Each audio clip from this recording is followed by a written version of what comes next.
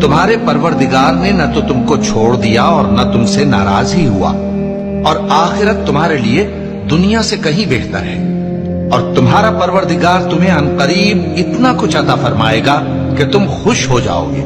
सो यकीनन मुश्किल के साथ आसानी भी है, बेशक मुश्किल के साथ आसानी भी है। सो जब तुम फारिग हुआ करो तो इबादत में मेहनत किया करो और अपने परवरदिगार की तरफ मुतवज्जे हो जाया करो। अल्लाह किसी शख्स को उसकी ताकत से ज्यादा का जिम्मेदार नहीं बनाता। अच्छे काम करेगा तो उसको उनका फायदा मिलेगा, बुरे करेगा तो उसे उनका नुकसान पहुंचेगा। ऐ परवरदिगार, अगर हमसे भूल या चूक हो गई हो तो हमसे मुआवजा न कीजियो। ऐ परवरदिगार, हम पर ऐसा बोझ न डालियो जैसा तूने हमसे पहले लोगों पर डाला था।